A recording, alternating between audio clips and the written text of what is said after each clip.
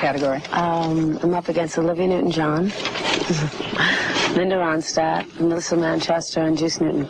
No problem. No problem. No competition there at all.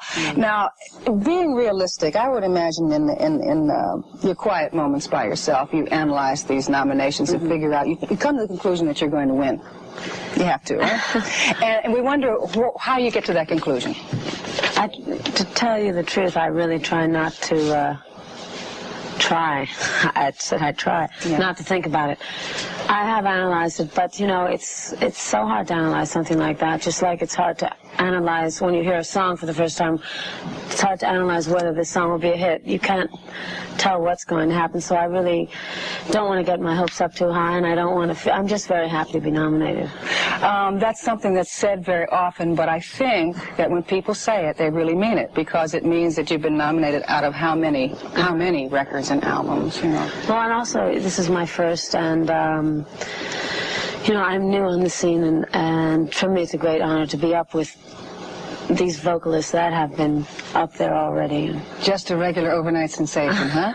No, not new exactly. On the scene. Doesn't it kind of catch in your throat when you say that? Because I mean, realistically, I know that you couldn't have started last week. You know. No, well, you know, I went through all the rejections, and I took the hard knocks and everything, and I got the right song finally. Before you said it's hard to tell about whether a record is going to be real successful. Did you have a feeling about Gloria? Perhaps there was another tune on that album that you liked. No, well, we really did have a feeling about Gloria. There was a magic that we felt in the studio when we recorded it, and I think when you have a hit song, it's sort of contradicting what I said, but when you have something special, you feel it. You know, you feel that magic, and everyone's enthused. And if it's handled properly, you know, it can go all the way if it's got it. I was going to say, like, I'm sure there's some people in some record sessions that say, "Hey, giant," and then visit, of course, nothing, you know. But it's worked out well for you, and people are calling it an anthem of some type. I don't know quite what that means unless it's played all the time in all the discos everywhere. I mean, what does that mean, that it's the anthem? Well, the funny thing about Gloria is that she really came out of the clubs, and for a club record to cross over to pop is an unusual thing, and the reaction in the clubs was so strong. I mean, it's the kind of song that, and you know, I think it's the song first, is that when it starts, everybody rushes to the floor. Yeah. Everybody, you know, they can't help but move, and it's just got something special that makes people. One of the things that was said as a big break, so to speak, in your career was the standing room only that you had at Reno Sweeney's.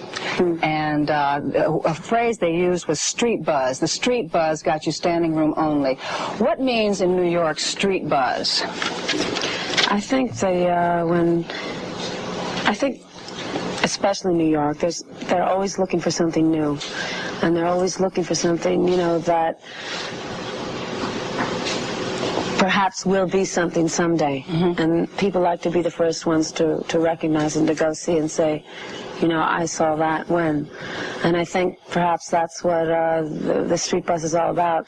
Once something starts, word of mouth in New York is the fastest. It's like fire, you know, fire on nylon. It just spreads.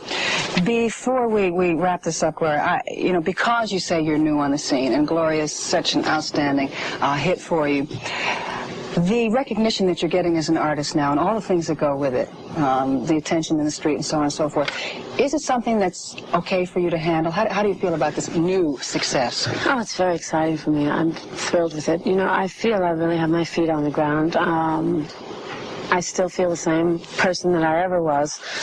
Have your friends changed? Some of my friends, they start saying to me, "Oh, now that you're a big star and everything," and you know, that hurts a little because they start looking at you differently.